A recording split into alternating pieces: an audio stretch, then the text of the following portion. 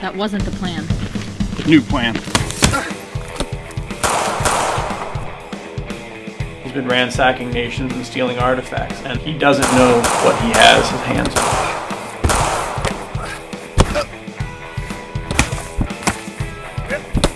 This is just a taste. Sorry, fellas.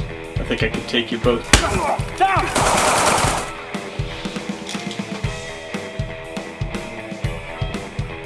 You can't really name the last 5 YouTube videos you just watched.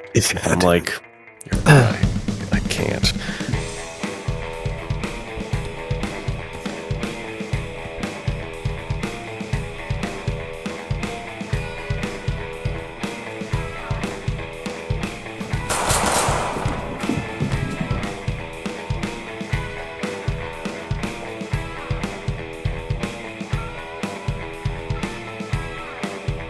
Welcome back to the Men's Adventure Fiction Podcast, everybody.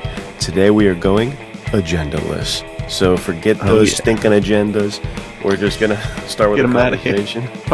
How are you doing this morning? I like the outfit. You got a little cardigan action, button-up, turtleneck. That is some beautiful winter layering right there, my friend.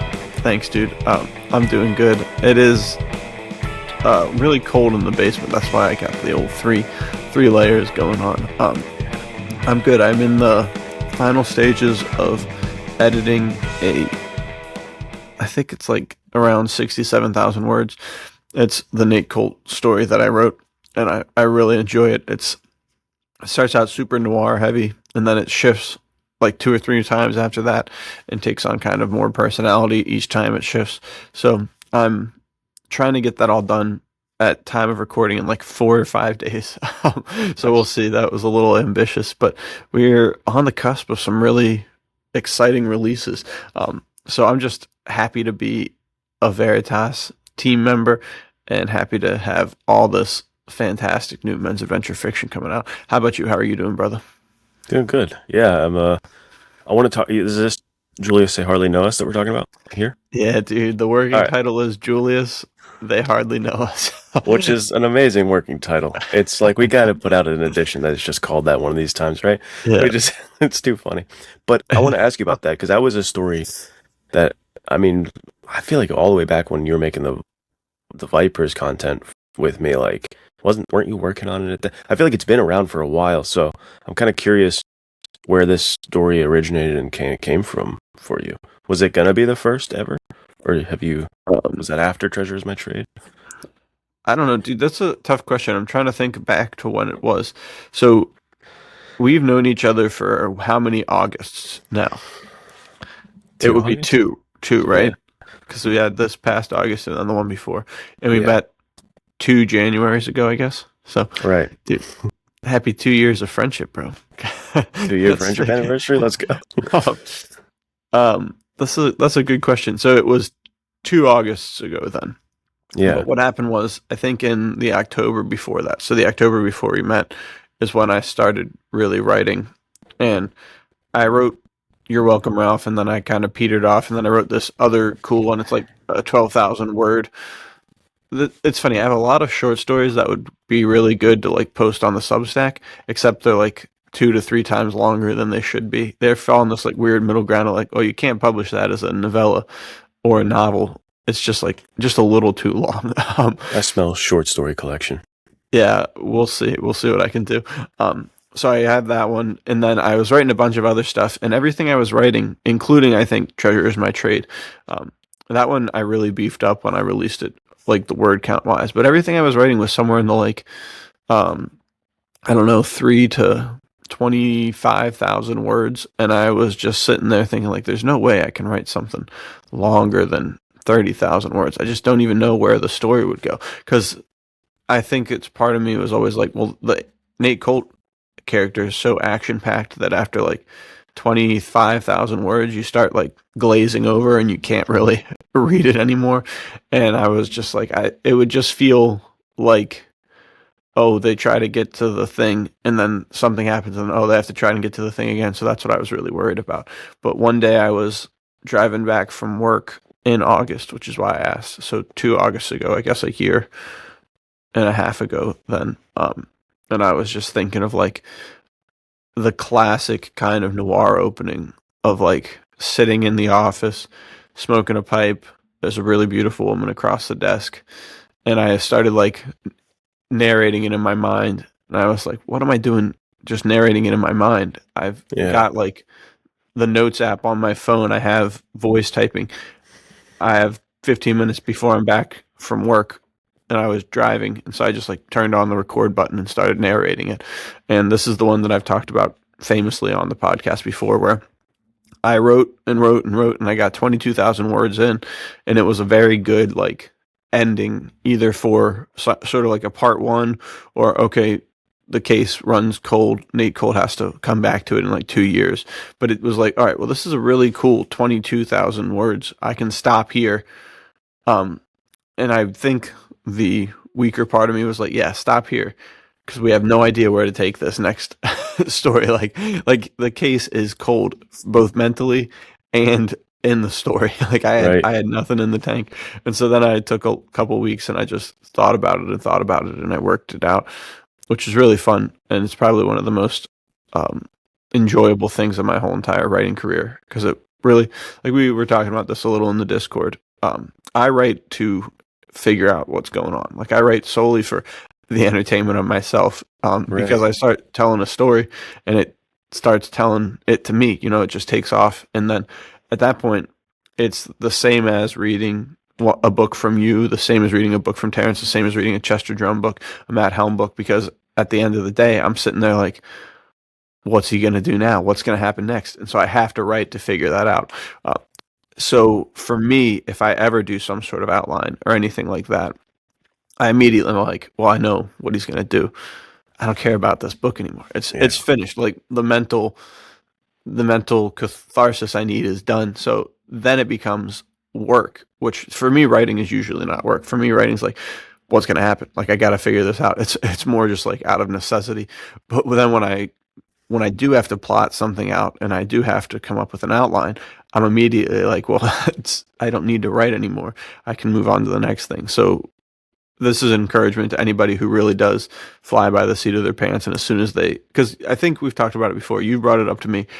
If you ever get published, if you ever get to a point where you have some sort of contract or you're with a bigger company, they want you to have some sort of outline. You can't just be like 6 months out from a release and be like, yeah, it's all right here. Don't worry about it. So I think it is important to learn the skill of, yeah, I can write an outline and I can still write a story afterwards, because that's where it becomes work for me. So then I wrote it and it turns out to be, it's one of my favorite stories I've ever written.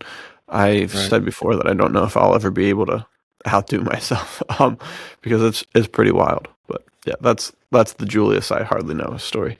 Yeah, and the lessons from that are aplenty. Two that jump out for me is the one how you said like, man, I could just do this on my notes right now. Like people, I feel like sometimes I do this myself where we'll get so locked into like, oh, I'm going to start a new thing. Like I'm going to start writing a book or I'm going to start Yeah, reading. And it's like, we picture it as this, it's got to be this hour block. I got to be, upstairs in the office. It's got to be perfectly kind of set away. right. And if we can't meet those standards, or like, oh, if I've done this to myself because it's a nice, easy excuse. I don't hit my run in the morning and I'm like, I guess I can't run today. It's like, you could definitely run in the evening. It's like, no. You can't run. I can't run in the evening. Right. I run in the morning. So it's like being flexible in your ability to say like, all right, maybe this is less than optimal. I might, you've spoken to I have to rewrite it, and it's kind of annoying to try to rewrite the dictated notes sometimes. But it's like, I'm going to accept less than optimal starting point here, and I'm going to make this happen. And then two, the flexibility again to be like, I don't want to try to figure this out. I would rather just end it here. That'd be sick. Right. But then you did take that time, and I remember that time being like stressful, and you were like, Yeah. I really don't know where to go with this. And then through that, obviously, came one of your favorite things you've ever written. So it's encouragement to know that even if it doesn't feel good, or you're like, oh, this sucks and this isn't right, it might not feel very right, but if you do go through it, it's probably going to be worth it. Even just for the lessons you learned as a writer of like, oh, I feel like I've written myself into a corner, but I didn't really. I can figure it out. So yeah, it's always cool looking at that story. Yeah, to that point, it did feel like the most Nate Cole thing I've ever done, where I was like, the case is cold, I'm out of ideas, I'm out of options, there's nothing to do. And then it was literally like, well, what would Nate Colt do? And then I had to work the case, and that was so cool. It's like, man, if I was lazy, or weak or whatever you insert word, like I just Yeah. didn't have the oomph to keep going, Nate Colt would have been disappointed in me, And so you have that sitting there. But yeah, I didn't even really remember that, but I do think you're right. That 2 weeks was very, I don't know if stressful is the right word, but kind of just like in my head this was early in me writing a lot, and everyone always says write every day. And so then I'm sitting there looking down the barrel of this thing. And they also say the best way to beat writer's block is to write. And I'm like, nah, that's not going to work. I'm going to write something really bad if I just like try and enforce this. So it was like 2 weeks off of writing kind of, but my mind was working the problem the whole time, which was really cool.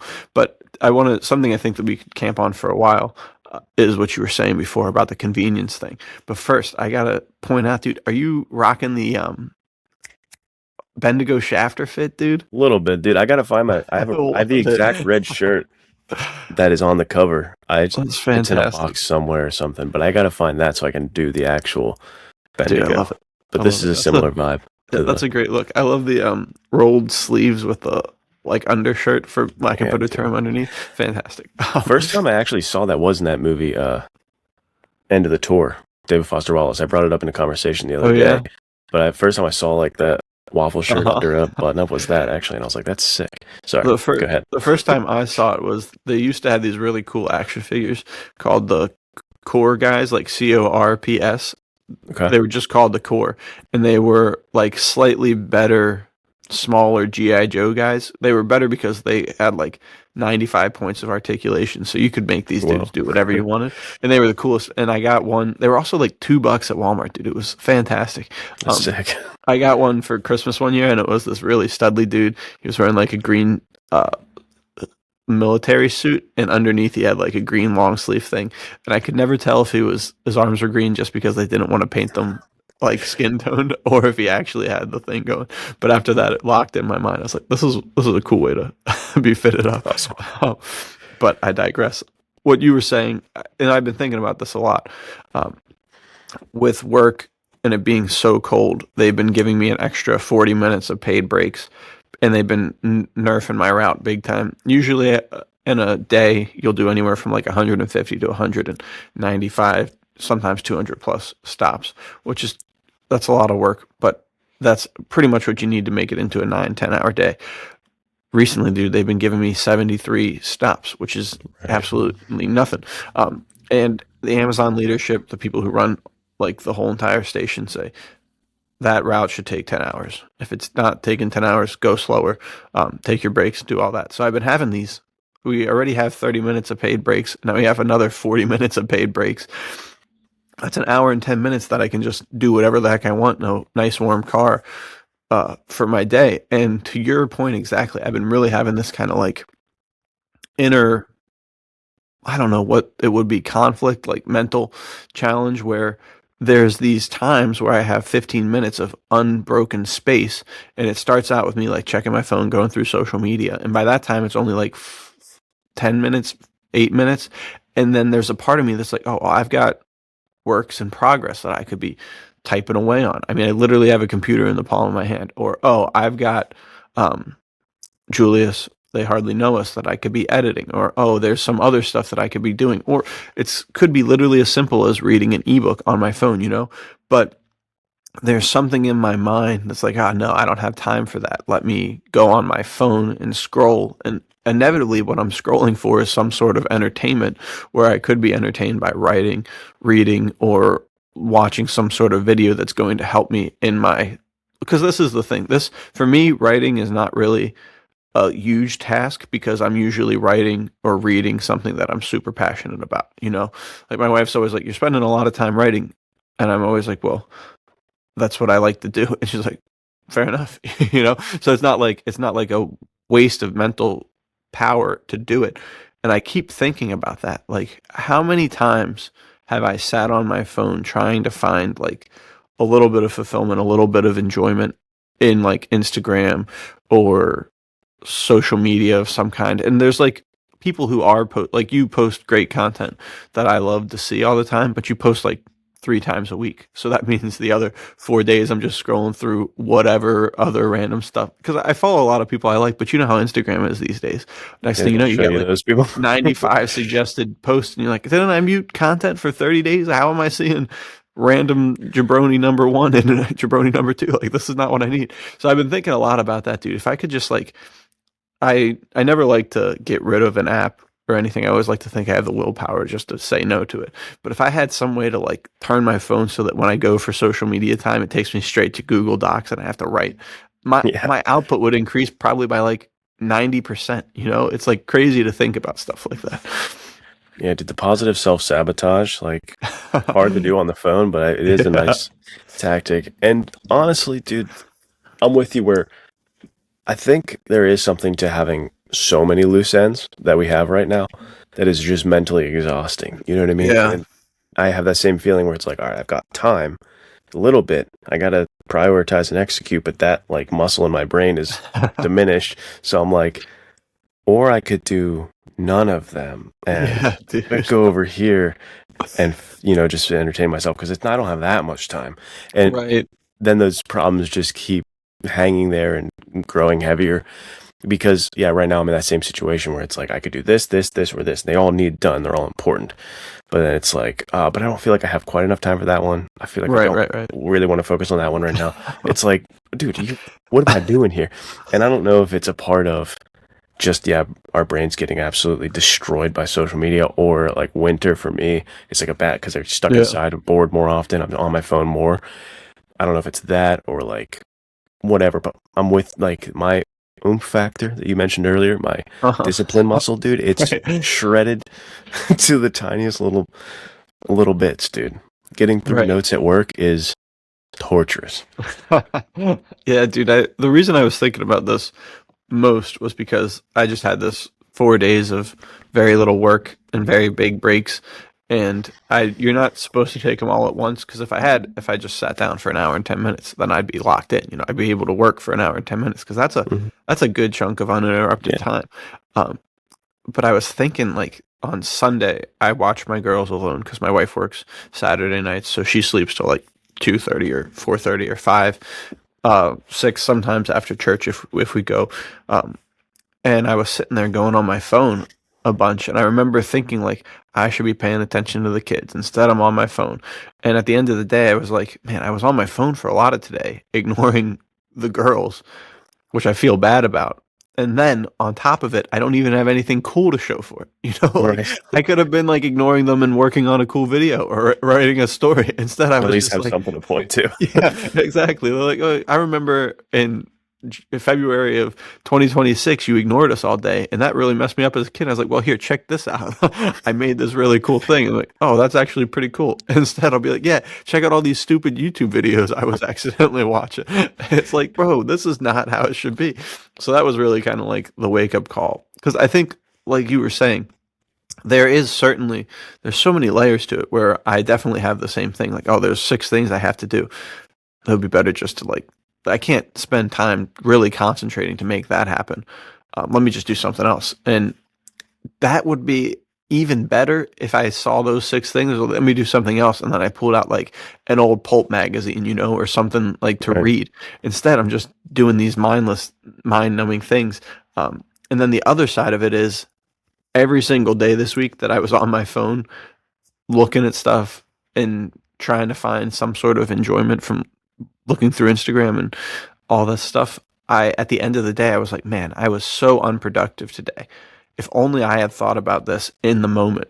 So there's a double-edged sword of like, as soon as I have a spare moment, I need to flip the switch or set like a 2-3 minute timer. Because there are things that happen on Instagram that I need to, like Instagram DMs where something cool is being sent my way, or a reel is doing well and I'm getting followers. Like, it's good to see stuff like that, whatever it may be.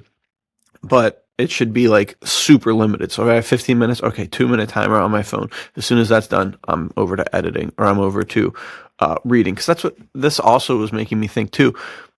How good of a world would it be for us as writers if we started, instead of people doom scrolling on their phone, they started doom scrolling on not even the Substack's notes app, but literally the Substack reading section, like that's Mhm. one of the benefits of Substack is you have all these 2, 3, 5 minute reads that you can do. So forget about the Instagram, forget about the notes part of Substack, jump straight to the reading part and read a short story for 5 minutes, and how much more so if it was an actual paper book that you just keep on you in your back pocket, like you'd Right. read so much more. I think in this book, I don't know where it is. I think it's over there. Education of a Wandering Man. Louis L'Amour was like, how many books I read waiting places? Probably like 5,000 books, just Yeah. waiting for a dentist appointment, waiting for a Catching the meeting. bus, dude. Yeah, exactly. So that's Yeah, what man. my head's been. When you bring up the YouTube and stuff, it makes me think, because that's one of my biggest vices too. Is just I'm a YouTube addict, baby doll, like all day, every day. And star, YouTube. dude. Star? YouTube star. Yeah, you're a Oh, YouTube no. star these days. But I'll ask myself this sometimes. I think I brought it. Me and Casey got into this conversation that is actually on my YouTube channel from like a year or two ago. I And remember that one. That's a great one. yeah, dude, we were talking about like you can't really name the last 5 YouTube videos you just watched. And I'm like, you're right. I can't.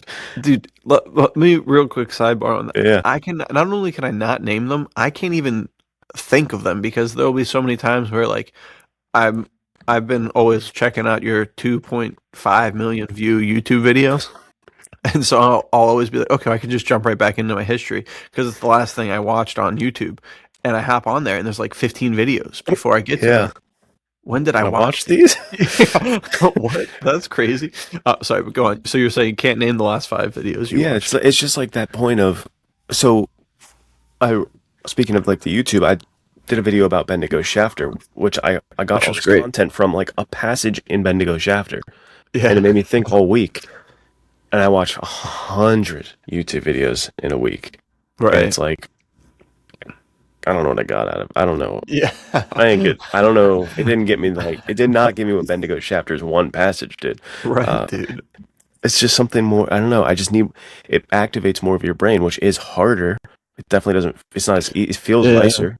It's like having a binky or something as an adult. I always talk about it. It's like our pacifier, dude. Having our Right. phone, but it's not helpful. And it's actually the opposite of like neutral. It's like hurtful. It's harmful. Right, It's right. making our ability to do these things less and less so, which is not good. Which That's brings me to like the idea of that time audit. You were talking about how like, oh, look what I did. I wasted my time and I should have been doing this and that. I haven't done this in a while, and I'm going to start to do this this week. Is like a time audit where you basically look back at your day, a little journaling exercise, and you can chunk it however you want. You can go hourly, you can do it in the end of every 4 hours or whatever, but you just basically write down what you did and live honestly, live how you're living. Don't try to be perfect for that day and be like, that was pretty sick. I read a bunch and I, worked Yeah. out. Just live how you live and then write down what you did so that you can examine what you're doing and then see where you're not living congruent to where you want to be. It's probably pretty eye-opening. Another easy way to do that, if you don't want to go through the time audit, look at your screen time, be horrified. Don't say that. That's what I was just like. Yeah, dude, look at your screen time and be absolutely mortified with yourself. There is that. That But is it's so tough because like you said, Veritas, in my work with like counseling, I am on my computer or my phone so much out of necessity too. Well, that's the good part though is I don't know how it is for you Apple user guys, but my screen time breaks it down to which apps I use. And Okay. I know it's been a good day of screen time if there's like 2 hours. Not 2 hours at all. Usually it's in like the 5 to, I think my average is somewhere around 5 hours a day. But if 1.5 to 2 of those hours are spent in the Google Docs app, dude, we're locked in. That's good news. Never the case though. Very rarely the case, but that's what I was when you started talking about time inventory, it started me sweating. I was over here like mentally like, bro, this guy's about to cook me every day. So I'm off 3 days a week, dude. Work days, I guess it's harder to tell because I'm able to charge my phone all day long if I need to. But the 3 days that I'm off, dude, somewhere around the 2 o'clock mark, my phone's going into low power mode because it's at 15% battery. It's like, what the hell have I been doing to get on the low power mode, dude? Right. I'm just sitting there. Even like the watching TV, I'm over there either on my computer working on some sort of video or on my phone just doom scrolling. It's like, bro, I can't even watch TV. I gotta have the 3 screen setup here. What the hell's I wrong know, with dude. me? Sometimes I look at myself like a troglodyte doing that, dude. I'm just like, I've got the movie playing or like the TV show in the background. I got my Yes, dude. phone answering something, and then like my laptop's over here because I was supposed to be working on something, and I'm Right. just, what a piece, dude. What am I doing with myself? Garbage human, dude. I know. And I gotta shut it all off and be like, where's Louis L'Amour, dude? Where's Bendigo Shafter? Get me out Yes. of here. The funny thing that I always think about too, though, is that I think there was certainly a point in time where people were like upset about you for reading the newspaper, upset about you for reading a paperback instead of like interacting with society. So there is certainly some Yeah. sort of like we can like pull ourselves off the edge a little bit of like people have always been looking for things to numb their mind a little bit. Yeah.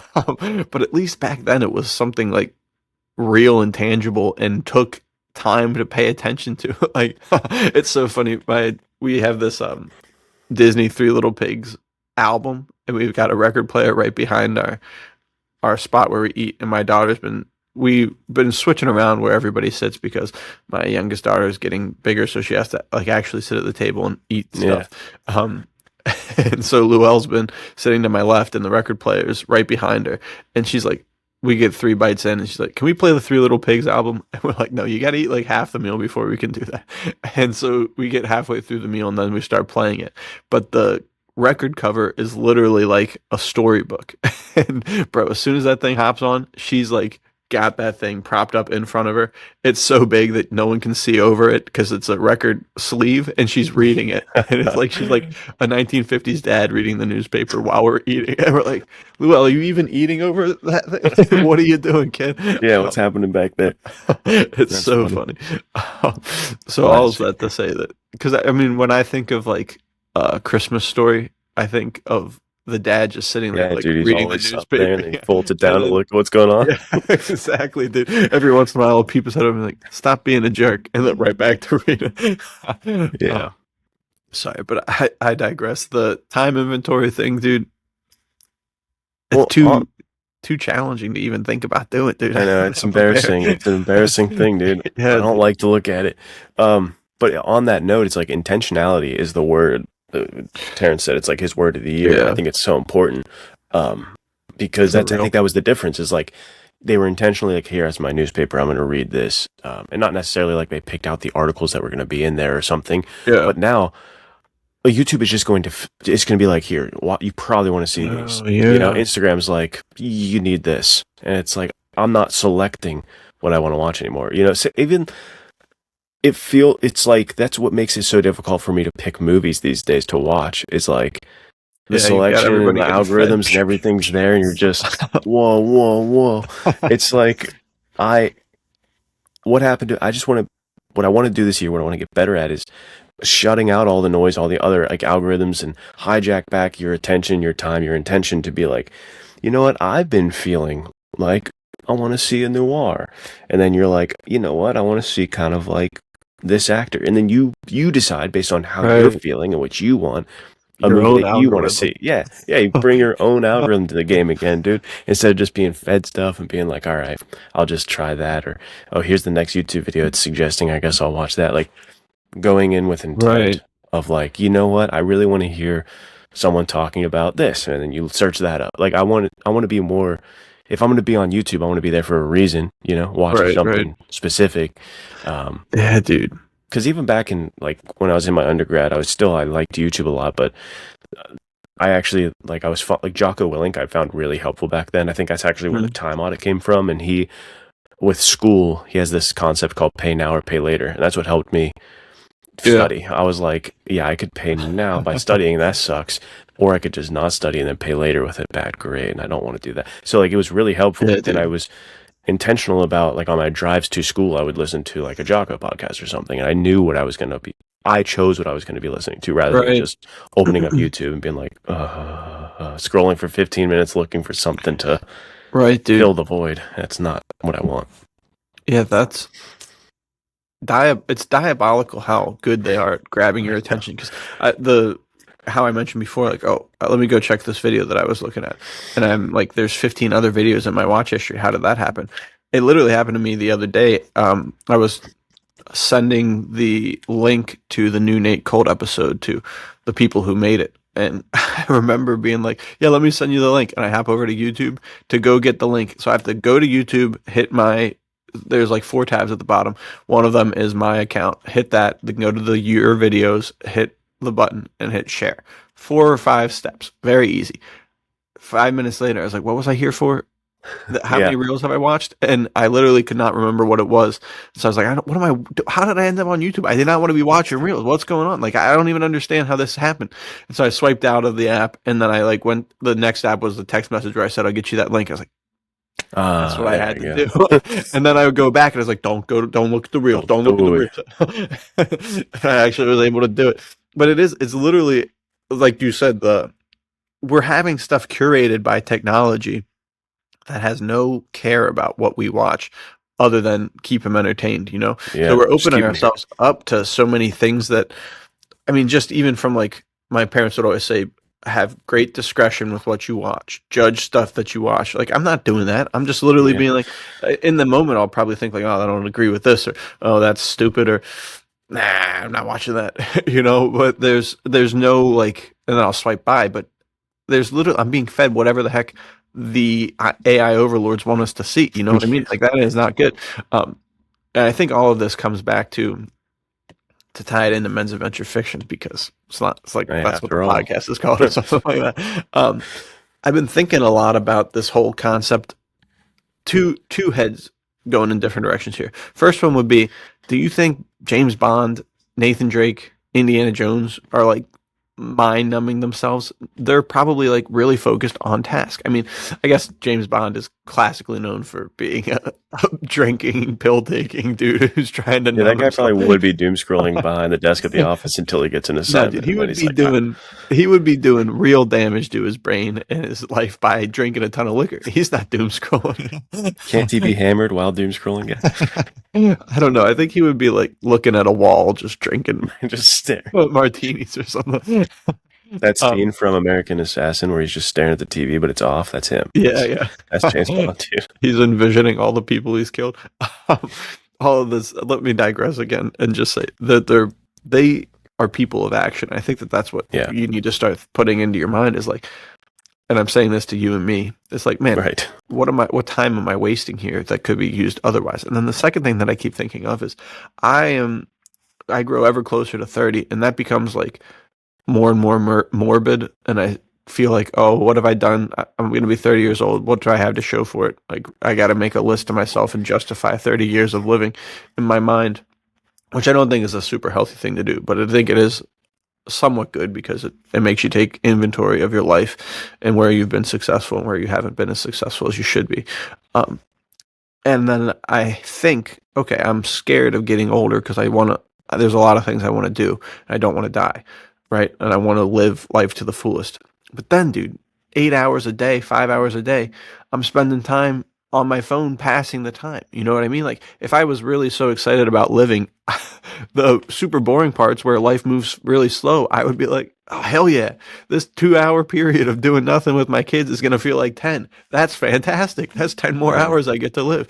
Instead, I'm like, no. I got to get through this as quick as I can so that I can move on to the part where I can actually live. So I've been really thinking like, dude, and this is where the men's adventure fiction kind of thing comes in. It's like, those guys wanted to live, you know, like that's the whole point of most of the stories is you got a guy who doesn't want them to live and you got a guy who wants to live, really wants to live against each other. Yeah. And not only that, then it becomes, I'm a guy who wants to live and wants the rest of the world to live. And I'm willing to sacrifice my living for everybody else. That guy, whoever that guy is not going to be taking 5 hours a day, making sure that he doesn't have more time to live. You know what I mean? And I think that like hits me right between the eyes every time I think about it. And it's like, bro, how do I? Between the eyes. That was amazing. If you were Bendigo Shafter, I'd put you down for a week right now. If you're thinking about it. That's funny. That's a high compliment, dude. No, I mean it's wow. It is. It's just one of those things I want to sit on and like think about because you're right. I mean, dude, if you have such a gusto, like, oh, I want to do so much more. I think it's like that fear. It's kind of that custom auto quote about like fear being a fire. It could either like destroy you or help you. Instead of like letting that fuel those moments of like, all right, I got a little bit of time. Good. That means I can freaking get after it right here. Let me do this. Instead, we're like, oh man, I'm not living the life I want to live. This is scary. Let me just doom scroll. It doesn't feel Yeah. that bad. And it's like, this feels better. And it's like Right. a numbing it, and you're like, I'm I okay know. if things are fine. I, I I, know, dude. I think I do it when That's I go to the tough. movies. This is coming to me now, dude. But when I peace out and just go see a movie by myself, I think it's me just like ignoring problems and being like, no, I'm fine. The world's fine. Just forget it. Yeah, And it's everything's like, okay. don't you have all these tasks you have to do? Yeah. Don't talk to me about that. It's like, yeah, we got to get to a place where we reverse it. And we're like, we want this, and if we're willing to fight for it, then fight for it and do it instead Right. of just being like, I don't know, that seems like a lot. It's like, yeah, it is a lot. Obviously, it's a lot. It's something my dad used to tell me all the time when I was like, I don't understand how I'm just like not more jacked. What is this bullshit? And he was like, if it was easy, because I was like, 10 or 11, I was like watching Rambo. I'm like, well, I don't look like that, and I've done push-ups, Dad. This is ridiculous. But he's like, if it was easy, everyone would walk around looking like Sylvester Stallone. It is That's a not good easy. point. It takes a lot of work, a lot of discipline. You're gonna have to eat the exact right foods, maybe take the exact right supplements, depending who you think's natural, who's not. Yeah, dude. But it takes real work rather than just like, I want it, And so I think Yeah. I still have a little bit of that mentality where it's like, yeah, but I want it to work out though. And it's like, okay, but Right. whatever, you've got to struggle for it then. Right. You And it's gotta got to work. suck. Yeah, dude. I think that's my first thought too. Was even like when your dad's like, "Well, if everyone would walk around like that," and then you're like, "Oh, well, Stallone used steroids, so anyone could." But you see all these things once again back to the social media stuff, dude. Everybody's posting the fitness videos and all the comments. If anybody has like a visible six pack, comments are immediately juice. There's Right. the yeah steroids. You'll see someone with like arm and then the needle emoji will be commented everywhere. And I saw this one dude, like, he's like, people are DMing me, and he was pissed, dude. He was like, people are DMing me, what steroids to use. He's like, bro, you can't even do a single push-up. I could DM you every single steroid to take, and you Yeah. still look bad. And I think that was like a good point. Even with steroids, you still have to do something. You can't Yeah, just you be gotta like work out and eat the right foods. Like, you're not just gonna. There is steroids no and super serum like in yeah, Captain America yet, my guy. dude. The shred serum, there's nothing. I mean, obviously, I think that people should not take steroids and be natural and do it the even harder way. But I thought that was a super like illuminating thing. Like this guy, he's incredibly jacked and he's yelling at everybody. He's like, "You couldn't be like me. You're just the fact that you think that this is steroids alone disqualifies you because you don't have the mindset." So to that point too, of what you were talking about. It's like, yeah, dude, do the hard work, put in the hard work. But I think also we're getting dangerously close to burnout the podcast right here. Because I think what you were saying, like, yeah, some like when I go to the movies, is that checking out? It's like, dude, I think that there is certainly good times when you do that. Like you're the Yeah. going to the movie guy. And I love that about you. So if you were like, nah, dude, I'm grinding nonstop when I should be going to the movies and seeing things and doing things that I love.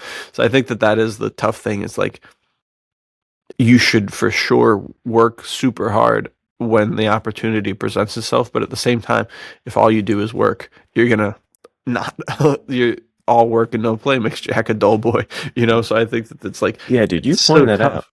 makes me think that we are like the dude. We're just absolute extremists. We gotta stop this because you and I, like Men's Adventure Fiction May and stuff like that, like we can work ourselves to exhaustion. And like Yeah, to July, the we have bone, movies dude. coming out. Like we worked really hard and we were doing Uh-huh. a lot. But then I think both of us do go the exact opposite extreme where it's like, you do that yet? No. Did you do that yet? Absolutely not. It's like we Yeah. flip flop to the extremes. How do we find this balance to be like, I don't know. we got to get better at that. I mean, we're young still. We're, even though you said you're going to die because you're 30, relax. But like, we're still young at this. We still Right. got time to Still figure it learning. out. Yeah. But yeah, that is definitely an issue we have. Is I think we're just so extreme because we are Right. the hardest working people, or we're the laziest, and it's like, The I don't laziest wanna dudes look of all at it. time. Yeah, it's wild. Something that you wrote a Substack article about the eternal spring or the eternal Yeah. summer in the midst of winter, made me think of like, I think that it's important to, even when the chips are down and it's like, don't go do something that would be a mental relief or would give you like peace or enjoyment or whatever, I think that may be the time when you need to do it most, you know?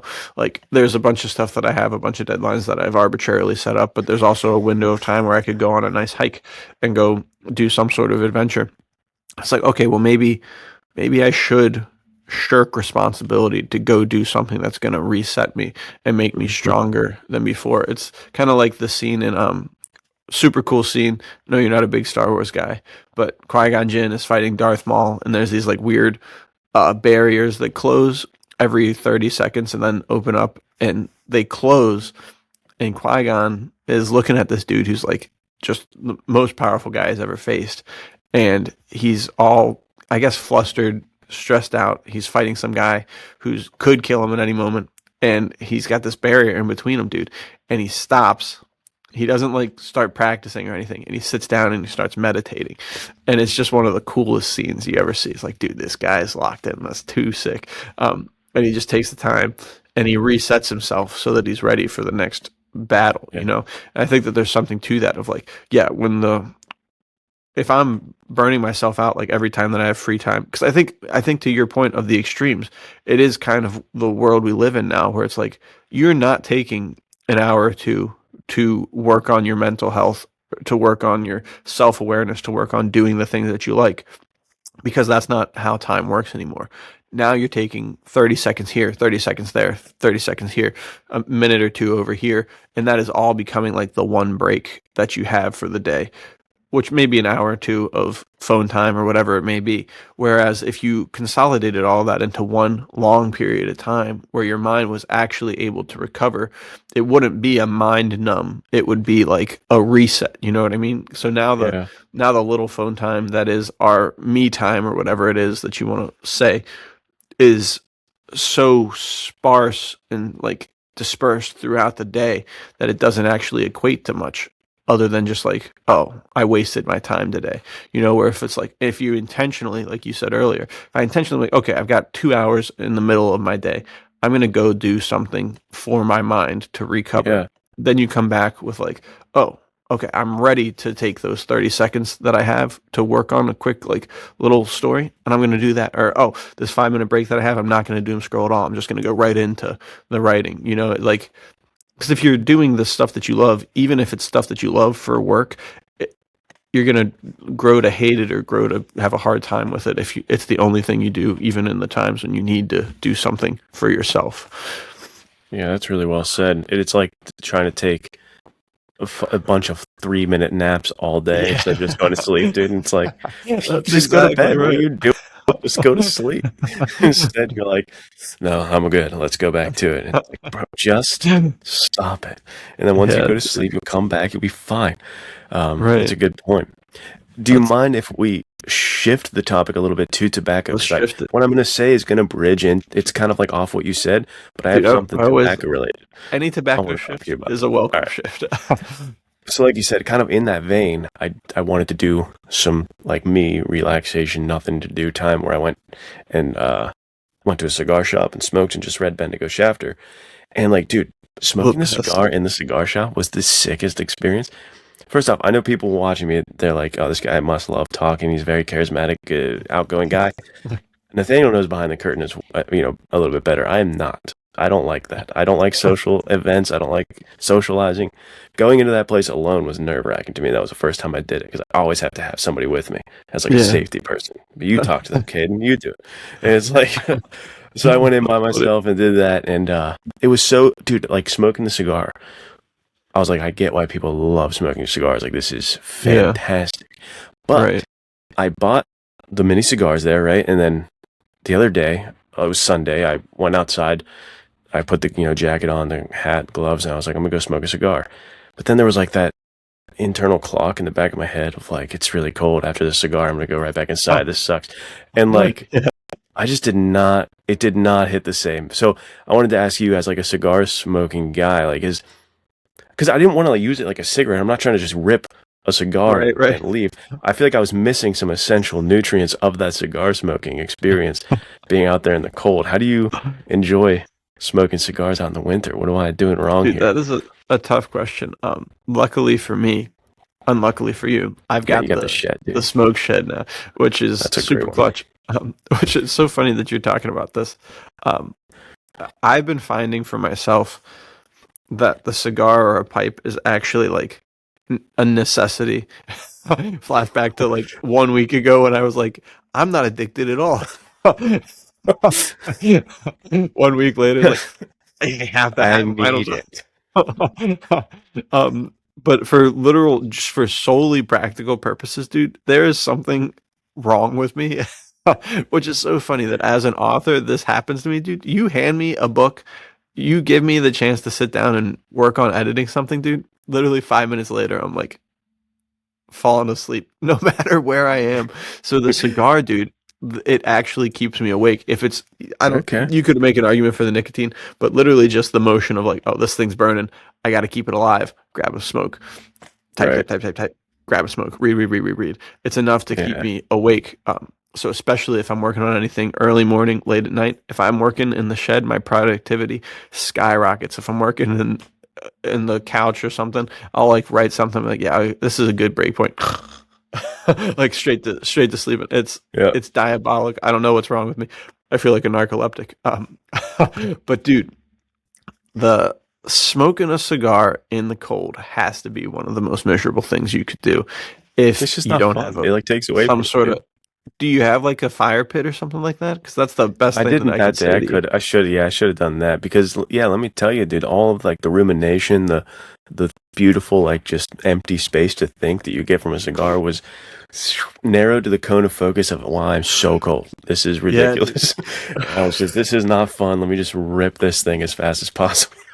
yeah. I So mean, I got to you get the still fire, got huh? you still got in a smoke, so that was sick. I think the biggest. I mean, I remember when we went to Colorado on vacation.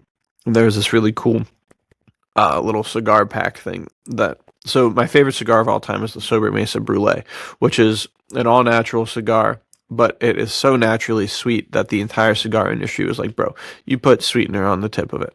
Still to this day, people are like, oh, lick the bottom. It tastes different than the top. I don't know. I don't really care. It's a great cigar. It is very sweet. Like if you smoke it, you literally feel like sweetness all over your mouth from the smoke, not just from the tobacco, because that's what sweetened Like a cigars. Swisher Sweet, it'd be a little Yeah, just like the juice on the top. or the acids. I think we talked about it before. Yeah, The yeah. glue that they have to glue on the cap is sweetened. Uh, but the guy got so pissed off that everybody was saying it that he made a sampler called STFU exclamation point, and it stood for Saka's Taste for Yourself. And nothing else, of course. Yeah, nothing else. This guy's hilarious. He's a great. He's just like so angry and yells at people all the time, but he's That's like got a fun. really great heart. I've actually been on a Zoom call with him. He's really cool. He's one of the awesome. guys who got me into pipe smoking because he was in the Navy and he loves cigars, but they were too expensive, so he became a pipe guy. And so Yeah. he has a whole entire cigar brand that's called the Stillwell Stars, and they're probably like 50% pipe tobacco, 50% cigar tobacco. So they're fantastic. So if you ever feel like you can't really handle keeping a cigar lit or a pipe lit, buy the Stillwell Stars. They're only $15 a cigar, so they're not even that crazy. They're more than the price of a tobacco tin. So there's a lot of people who don't buy them for that reason. But anyways, the sampler had two sweetened, or I think it was two regulars, two sweet tipped, and two extra sweet tipped. And so they had no bands on them other than the STF and U and exclamation point. Those were the bands. Mhm. So he did it probably 3 months prior. He released them, and then he was going to do a big Zoom interview where he was going to be like, all right, which ones did you think were which? And everybody got to guess. So it was really cool. So it was like a big thing in the cigar community. And I was able to get a sampler pack, and I was smoking them outside in Colorado on our vacation, and it was cold, dude. There was snow on the ground, and I was sitting there. And the hardest part, I think, about smoking a cigar in the cold is the hands, because if you Yeah. try to have gloves, and that's like too big, you can't manipulate a lighter if your cigar goes out, so you have to take the gloves off. You're like holding the cigar super weirdly. Your fingers are still getting cold. But that's what I just bundle up even more. I don't know, get like a cardigan and Yeah, dude. puff the ears and put the hat on over top of it, dude. It's tough out there in the freezing cold. But I think the fire, it adds more of a time commitment because you got to stay for as long as the fire is. You got to get All the right. fire started. But smoking a cigar in the cold, while we just talked about how bad it was smoking a cigar in the cold without a fire, with a fire, dude, it makes it even cooler because then you really feel like you got that Back to the cowboy roots 1920s. too, dude. Yeah, the cowboy, the 1920s hobo, dude. The Yeah. You're sitting around there like staying warm, and then you're smoking the cigar to also stay warm, and it's just a beautiful thing. But it does add more time to an already time crunchy kind of situation. So I don't know. That's a tough one, man. Just got to be Arnold Schwarzenegger, dude. Just smoking the house. I don't Yeah, have to dude. hide like you. I love that video, dude. That is hilarious. What I've heard a lot of guys will do too is they get like, I think they're pretty inexpensive, but you can go on Amazon and get like the ice fishing tent, and it's just like literally Gosh, dude. a one person tent that's Just up gonna put high. that in my driveway. Just what's that guy doing? He just smoking in there. You could put it on your porch, dude, and grab a little like $20 space heater, put that bad boy in there. You're golden, dude. Yeah, that's a really big thing that cigar people do Wow. who live in cold climates. So That's wild, my guy. So it is a wild thing. Wow. Yeah. Yeah, I honestly like. I think best for me in the winter has always been just ripping it in my car. It's just being Yeah, like, that's a sick move 'cause if you I'm in can pull it in the off. car and just smoking and enjoying it. But man, I mean, just maybe it's just that's how much elevated it is to be at the cigar bar doing it. But like, I was like, that was just like some of the nicest cigar smoking I've ever done. Yeah, Now that I dude. think about it, dude, I smoked a cigar outside with Caden the other day, like a couple weeks ago, which was also freezing and snow out, but much more enjoyable because I had a friend there. We're talking, we're Right. holding coffees, we're complaining about it being cold. We're talking. It's like it wasn't as bad, but me just going out there to like enjoy myself, not enjoyable, dude. I was just, Yeah. I want to go back inside. This stupid, but maybe it was Yeah, just dude, the it's day. It was tough. just the bad vibes that day. But I was like, what does Nathaniel do in the winter for this smoking situation? dude? Yeah. I think it Wild was always for when I was smoking cigars and I didn't have the shed, most of the time I would smoke at night, like later at night. Um, and so you'd have time to start a fire of some kind and get a little warmer. But it was usually, dude, just bundling up as much as I could. The worst is like I don't like wearing blankets at all, but that's sometimes what you had to do. Grab a blanket, put one around your feet, your legs, tuck it in, pull something Go over. full old guy mode, dude. Yeah, you can even hunch a little bit. Maybe you find like a nightcap kind of thing with the dangly tassel, dude, and you're good to go. That's fantastic. Um, I'm gonna give all Yeah, these a shot. Don't worry. I'll give all these a shot. You'll see me in the dangly hat tassel guy while I smoke my Dude, cigar. let's talk about that for a little bit. I just started a new book series called the Contract series, I guess. Okay. It's Joe Gall by Philip Atlee, which you said you had the Contract White Tiger or something. Oh like yeah, that. yeah. What was that one called? Well, it's like Wolverine or something. Yeah, I don't remember Wolverine saying seems right. I remember Sent you you a picture. posted it on Instagram. Yeah. But How you liking it? this all started with I can't remember what happened. I was looking up like detectives like Shell Scott and Chester Drum because similar to time being finite, the number of books is also finite, and the number of books specific to character types. Like, there's only 19 Chester Drum books, and there's only 35 Shell Scott books. And I've read a lot of all of them. I've read all the Chester Drum books. I'm on my second way through, or third way through, something like that. It's like, bro, I can keep reading these till the cows come home, but it would be nice to have someone else to sprinkle in there, which is Yeah. why you should read Veritas today, because Right. all these guys are writing the kind of stories that they wrote back then, and there's no end in sight for that, which is really exciting. But so I looked it up, and I found this Reddit thread of people just suggesting like more modern crime thrillers, like Alex Cross type of stuff. And I was like, I don't care about any of that. And then there was this one guy, dude, who was like, oh, you like those? Check out all of these men's adventure fiction and pulp books from years gone by. And he listed like 30 characters that had series books. And I was like, what? And at the top was Matt Helm, Shell Scott, and Chester Drum, dude. The top You're three like, this guy spots. knows what he's talking Yeah, I about. was like, this is my guy. And so then I started looking through them, seeing what else there was. And then I found this guy, Joe Gall. And I was like, all right, let's check this guy out. And it's 23 run book series, something like that. I was like, all right, I'm intrigued. This looks cool. You said that you read the one and it was pretty Yeah, the White solid. Wolverine contract is what it was called. Yeah, it It was was pretty good. solid, but just overall, like, Yep. nothing stood out enough for me to like remember it. You know what I mean? It was just Yeah, too kind yeah. of generic. Right. Unlike Shel Scott, who's so funny that it's like I can Yeah. remember those lines, like the bald tire stuff, and Yeah, dude. It's great. And that's really what I was looking for, characters with personality. And so I'm looking at this, and there's one that's written in like 1954, and then the rest of the series starts in 1966 and goes to like the 80s or 90s. And I was like, oh, I guess I'll start at the beginning. And that first one was terrible. I mean, it was horrible. It was this weird person, like third person story, which I love third person, but this one was not very good. And it was jumping POVs like within a scene. It was very strange. dang. And they were in Burma and they were running an illegal airplane company or something like that. And Joe was very like cold and gloomy and not really had any personality at all. And I was like, man, this is awful. And then I was like, but it's 12 years before the next one happened. I wonder if this one just had nothing to do with the other thing. Like maybe he just reused a character name. And sure enough, I think that's exactly what happened. They've referenced Burma once or twice, but I think it's just like as kind of a wink and a nod. Um, but I start this book and it's pretty funny, and it's another first person POV, so it's giving me Shel Scott, Chester Drum vibes.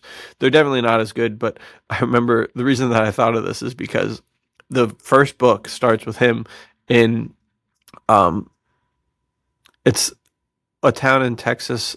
I can't remember which one it is, but it's a border town. And so he goes from the Texas side into um, the Mexico side, and he's there drinking. And there's these two people there, and they're like on a date or something like that. They look like they might be married or whatever. And the guy is just absolutely wasted. So he goes to the bathroom, and Joe is like to the pretty woman. He's like, "Oh, if you need a nightcap, you know where to find one in my room." And she said, "Well, we're drinking a bunch here." And he said, "Lady, I'm the nightcap. I've even got the one with the dangly tassel, son of a bitch," right? So I was like dying laughing. I was like, whoa, what is going on? This guy's the nightcap. It was so funny. So there's every once in a while, it's like pretty good action, pretty good spy stuff. But then he'll throw in just like one of the funniest things you ever read. And you're like, man, this is great. Like I'll be laughing out loud when I'm reading it, which is cool. But we'll see, because I think that that's kind of what is unprecedented about Matt Helm, Shel Scott, and Chester Drum, is that all 25 of the stories keep up the intensity, keep up the entertainment, and they're really funny, really action packed, really well told stories. Since the White Wolverine contract is like book 10, I think, something like that. I wonder if they digress and peter off. I found for myself, I've been reading the assignment series, which is the Sam Darrell one. The first three books of those, 10 out of 10. Like they could have more action of like gunfights and fist fights, but those books are literally nonstop action of like the Mission Impossible kind of variety where they're running around all the time chasing things. Yeah. So those are fantastic. And then book 4 or 5 or 6, they kind of like start petering off, and then 6, 7, 8, 9, and 10 they become almost more like political thrillers, which they're still really solid, but you're learning about like the one was about Sam Darrell and a Russian spy and the Russian spy's Jewish wife. You And never one want more to get character. into the extra point of views, dude. Yeah. No, thank you. Not for my men's adventure spy fiction. I have a hard Yeah, time not, keeping up with not my that. thing. So that's the real problem, is it starts taking on a 1923 thing where you're like, okay, I'm looking for the Spencer section, and the Harrison Ford part's not bad, but then you're like, oh, I don't care about the creepy rapey dude, and I definitely don't care about, or I definitely don't care about that guy, and I don't really care about the Helen Mirren, Karen, and all the other random stuff that's happening. Like, just give me Yeah. back to Spencer. And that's that book. Probably only a quarter of it was Sam Darrell, who is like, I personally think he has the potential to be a better James Bond. But we're over here learning about Russian guy and his Jewish wife. It's like, man, what am I doing? I don't care about that. Give me Yeah. back to Sam. So maybe that's what happens with because in one of the books because they're first person. Usually, first person books, you never have another point of view Right. thrown in. But they started talking about the assassins who were trying to get him, and they did like a little story about them. And I was like, oh, brother, are we about to hit the Sam Darrell like 4 POVs thing next thing you know? So far so good. We'll see if it grades, and I'll report back. Yeah, keep us updated as you go through those. Yes, sir. Speaking of spy stuff, me and Jim have been watching like Roger Moore Bonds on the weekends. Yeah, And For Your Eyes Only, dude, was so good. It was dude, so against all odds. good. It was so good. It's like I think I told you, I felt like Alistair McLean or something doing James Bond. Yeah, There was a it's fantastic. character that reminded me of like Stavros and stuff, and I was like, this is just incredible. Like It's awesome. I need you to watch that movie, dude. It's so good. And then I'll definitely we watch it. followed it up with Octopussy, which is like Hell yeah, wildly different and like super weird, but like it was still pretty I good. was like, I did not dislike this as much as I thought, because he, I've always known it to be the one where he dresses like a clown, like a legit, like he dresses in a clown to like stop things in the finale. So I was like, That's funny. that's weird. And then like the Yeah, whole for sound James effects Bond. issue that's always been in the Roger Moore stuff, like the slide whistle dude. and the Tarzan sound effect as he swings, and Dude, I was like, this is going to what are be they much. doing? This is going to be much goofier than I wanted it to be. But then I watched it with him, and I was like, no, that was actually pretty sick. So we've been loving the Roger Moore Bonds. I think That's crazy. It the is. only one I It is can't crazy stand that is View to a Kill. I think. that they got away with that title too. Which one? Octopussy, dude. Octopussy. Oh, yeah, I know. What are we doing? How The did book had that happen? title too, right? Like, what are we doing? I don't know. Why I'm is- not even sure if that one. I guess it was a book. I haven't I read think that it book. is. I haven't read it, but Truly wild stuff. that title is out of here. But the nightcap thing, there's a nightcap joke in it, dude, and it's dude, hilarious. That's funny. The slide whistle thing, though, apparently that car flip was real, and they added the slide whistle and ruined it. Like the Just guy ruined it? actually drove a car upside down over a jump, which is fantastic. And then Yeah, imagine doing that's like taking any one of the crazy Mission Impossible stunts that he does and then making it like the goofiest thing of all time. It's do it. a Yeah, tragedy, Burj dude. Khalifa, and you just hear, Yeah. just what? Yeah, dude. Every time the gloves go on, it does the slide whistle thing because he has the sticky gloves on the Burj Khalifa. Speaking of Mission Impossible, dude, that's what I kept saying during the For Your Eyes Only one was, I was like, this is very Mission Impossible vibes. That's This is really very cool. Mission Impossible-esque. In that one and in Octopussy, I think he does the stunt of holding onto the climbing plane some as stuff. it goes and stuff, like holding onto the plane as it's flying. That's I'm like, sick, this is a very very Mission Impossible of James Bond right now. But it was cool, man. I like those Dude, movies a lot. I remember us talking before on the podcast saying like, "There's no way any Roger Moore movie could be good," and it so turns it's out, super dude. cool that there might be good. I'll check them out because otherwise that was going to be something I never Dude, looked at. For Your Eyes Only, check it. Because like last year we did the same kind of thing. We watched a few of the Roger Moores. We watched Uh-huh. Man with the Golden Gun. And I was like, I like this. That was pretty good. Like it Yeah. didn't blow me away like this. The For Your Eyes Only did, but it was like this was pretty good. I like that. And the bad guy was freaking awesome. And I love the Right, 'cause concept of it, where it's like, oh, I'm an assassin. I think I'm better than you. I want to fight you. Like I Yeah, liked dude. that, which is cool. And then we watched Spy Who Loved Me, which I thought was like just everything I thought a Roger Moore would be. I was like, this is really goofy and fun, and like it's fine. It was like Austin Powers, but with real James Bond. And I was Yeah. like, this is wild. But yeah, for whatever reason, For Your Eyes Only was like I loved it, and then Octopus. Yeah, I really just start to appreciate Roger Moore's Bond a lot more. That's when really I used cool. to disqualify the guy completely. I was like, get that guy out of here. Yeah, it's a bummer too because I feel like, to your point of saying For Your Eyes Only was really good, I feel like in a different direction he would probably be really, really cool because he played the Saint and he also played one of the Maverick boys in the Maverick TV show. Dude, I So need to he's- watch the Maverick TV show. Where do I That's find really that? good. Is it on something? I don't know. We had the box sets growing up. I'm gonna have to go to Half Price Bookies and do what I do with Magnum PI and buy it. Dude, they had Magnum PI at half price books. Yeah, that's where I got all my Magnum PI DVDs. That's Dude, they had fantastic. I didn't buy it because I already have like many of the seasons, but they Yeah. had the full series and like the What? sick box set, and I was like, please, Dude, But how I was much like, was it?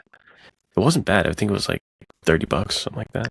Yeah, those 25 are bucks. like brand new, are like 75, 100, something like that. Yeah. So half price, dude. Half price, baby. Oh, So I'll have to look Yeah. for Maverick there, see if they got it. yeah, that would be cool. Yeah, Maverick's great. Oh, but speaking of short films, sorry. Speaking of What?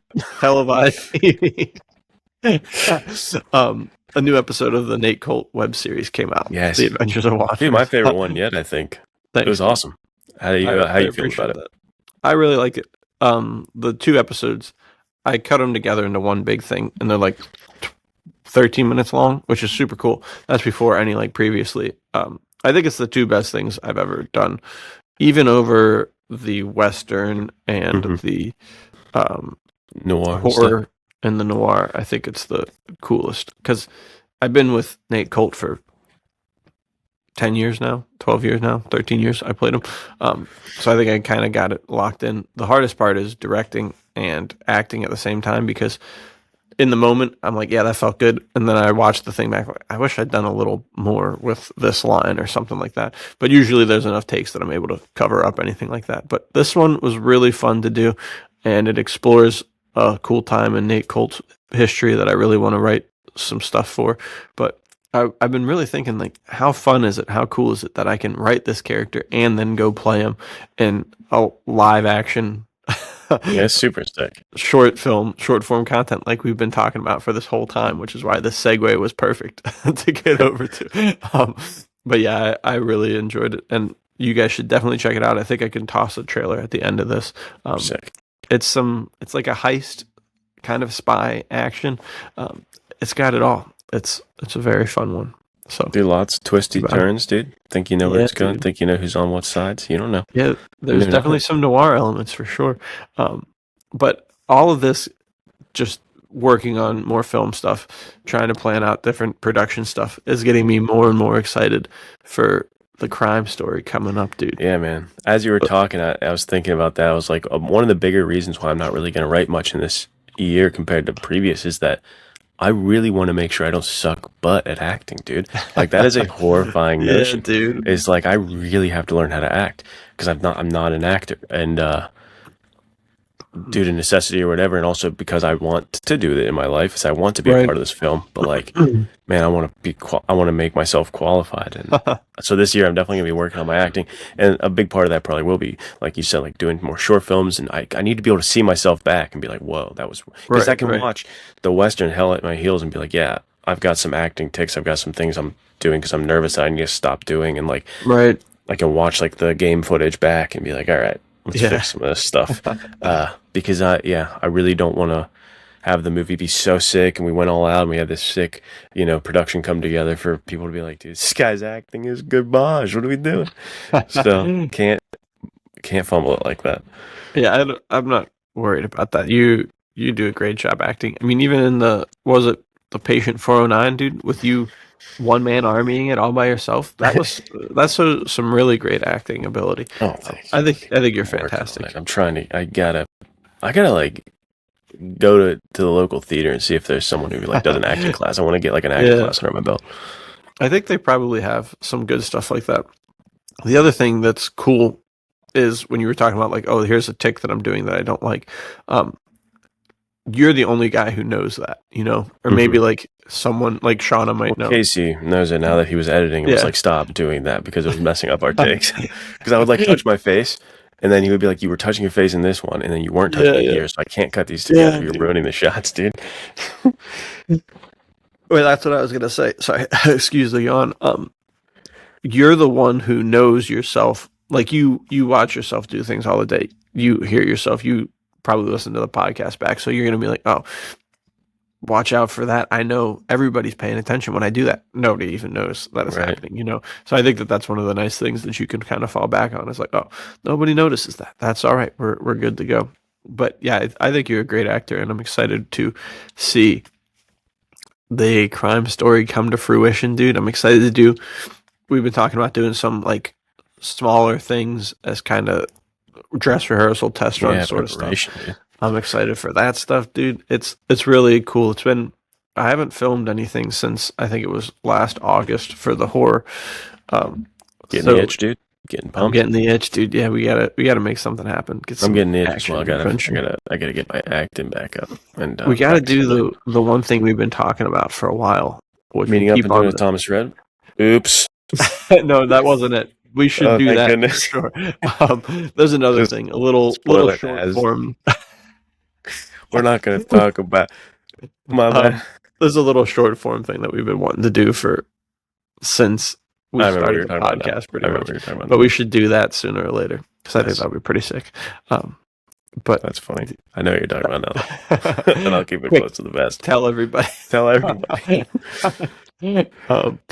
How is, to close things out, how's writing stuff going? Have Horrible. you been Thank you. Boop. Just kidding. the end? Welcome back to the Men's Adventure Fiction. Writing has been good, but it's like right now is a very, like we were talking about earlier, of like the burnout Intense situation. time. Right now I'm just getting everything. I'm doing the boring stuff of like getting the ISBN numbers, getting things on Right. KDP, getting the listings ready, like all the horrible boring back end stuff. So I've got to slog through that. I've got to be a man and just get it done this week, and then I can hop into writing the sweet thing I got coming out with one of the other Veritas boys, man.